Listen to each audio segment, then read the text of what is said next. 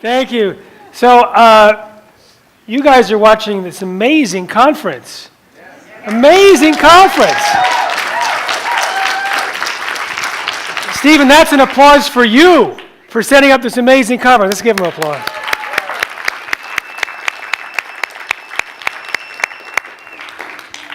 Now, I'm going to do a pretest for you. I'm going to ask you some questions. Be honest, and we'll find out where you're at now, and then we're going to find out where you are in about an hour. I want you to rate yourself from 1 to 100 how vigilant you've been at avoiding GMOs. Now, that includes going out to eat. It includes what you had today. It includes going over to friends' houses. So your whole 1 score aggregate. 1 means, what's a GMO? 100 means, like, your friends are going to say, here they come again, don't talk about GMOs to them. All right, so most Americans on a scale of 1 to 100 are about -7. So I'm giving you permission to be a non-carer at this point. In 2 minutes, forget it. But right now, you can be completely unconcerned, and it's okay to raise your hand in the lowest category of vigilance, which is 1 to 20. How many put themselves as 1 to 20? Raise your hand and keep them up. Raise your hand, look around. We're going to do a pretest, looking at the whole group. Okay, 20 to 40. 20 to 40. Give yourself a rating of 20 to 40. 1 person. 40 to 60. 60 to 80. 80 to 100. All right, so for those that weren't watching and for those that are on the camera, it was fairly evenly spread, 20 for the first 4 categories, and then there was a larger group that was 80 to 100. This, after all, is an elite group of real truth about health nuts. Okay, rate yourself from 1 to 100 how active you've been talking to people about GMOs. How many people are low active? 1 to 20, raise your hand. Low active, not talking so much. 20 to 40. 40 to 60, 60 to 80, 80 to 100. Same thing, even more 80 to 100s in this thing. Any 120s like me? Yeah, a few of you, yes, I know. I get your emails at 2 in the morning. So we're going to talk about why it's imperative to avoid GMOs. And like Stephen said, you don't have to memorize it. You can just share the link with people so that we'll do the work for you. If you want to learn how to speak on GMOs, at responsibletechnology.org, we have a speaker training program, 7-hour online course, PowerPoint, fully scripted. You can learn all the details about that. You're asking a question already? Really? Okay. Is there a cell phone app that people can use? Is there a cell phone app? We had a cell phone app for selecting non-GMO, but it didn't stay current, so we're redoing it. So right now, we don't have a cell phone app. There are others that have a cell phone app, not as good as the one we used to have, but we're going to have one that's coming out. You can go to a website at non-GMOshoppingguide.com for that. Now, I'm wearing black on black. Do I disappear? No, we can see you. You can see me? All right. I remember one time I watched a video and it was just my hands moving in space. It was bizarre. All right, so I want to ask you, for those of you, I mean, a lot of you are actually been avoiding GMOs. For those of you that are largely avoiding GMOs, how many noticed an improvement in health when you switched? Raise your hand. Keep your hands up. 1, 2, 3, 4, 5, 6, 7, 8, 9, 10, 11, 12, 13, 14, 15, 16, 17, 18, 19, 20, 21, 22, 23. That's a lot for this audience. That's a lot. Now, what kind of improvements did you notice? Energy. Okay, how many of you noticed improvements in energy? Raise your hand. About 23. See, that actually is the number 2 most common effect of switching to non-GMO based on my asking over 125 audiences this question. Okay, what's another one? Clarity.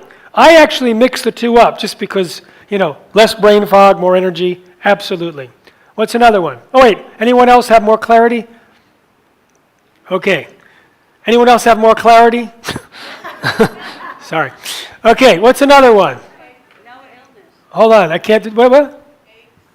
Aches and pains. Yes, any aches and pains out there that got better? That's a very common one. We're going to call that 3rd tier. So the 2nd tier is energy, and brain fog. The third tier has a whole bunch of things you're about to hear. The first one, appetite, gastrointestinal, digestive. Watch how many hands. How many people notice an improvement in digestion? Raise your hand. See?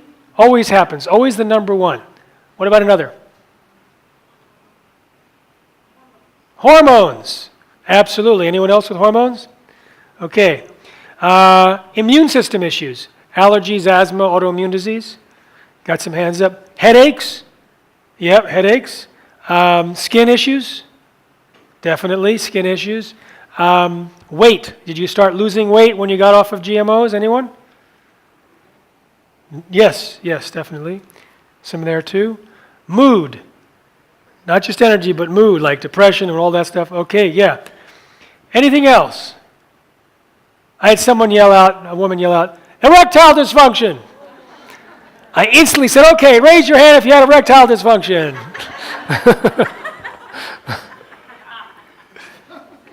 Anything else?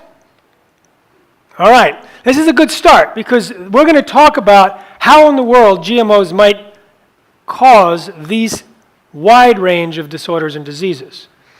And first of all, what's on the market that's already genetically engineered? We have soy, corn, cotton, canola, and sugar beets and alfalfa. All of those are used as animal feed, and all but one is the vast majority of them. Then we have two traits for these. The primary trait is herbicide tolerant, and the primary one of those is called Roundup Ready.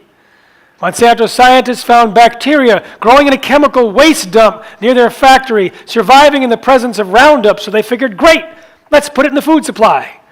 So they took the gene out of the bacterium and put it into soybeans. Now you could spray the field of soybeans with Roundup, killing just the weeds and not the soybeans. And the Roundup gets absorbed into the plant. 15 to 20% leave through the roots. The rest stay in the plant. A lot of it stays in the soybean, which then enters our body if we eat the soybean. There's also corn and cotton that produce its own toxic insecticide. Then, of course, there's Hawaiian or Chinese papaya and some zucchini and crookneck squash. And now we have an apple and potato on the horizon if they, in fact, introduce it. It's been approved. My friend Stephen Drucker was here a couple of nights ago speaking. He'll be here tonight at the panel. He is the one that I quote. His work I quote almost every time I speak.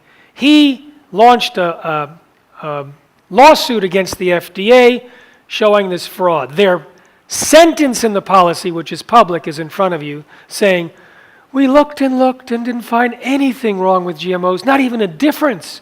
And on that basis, no testing was necessary, no labeling was necessary. So companies like Monsanto, who told us that PCBs, Agent Orange, and DDT were safe, can determine on their own if their GMOs are safe, not even tell the FDA or consumers. Well, it turns out the person in charge of this policy was, of course, Monsanto's former attorney, Michael Taylor, who then became Monsanto's vice president. Now he's back at the FDA as the U.S. food safety czar. And according to Steve Drucker's lawsuit, he was one of the people combing through 44,000 secret internal memos that the FDA was forced to divulge because of his lawsuit, and discovered that the overwhelming consensus among the scientists working at the FDA was exactly the opposite.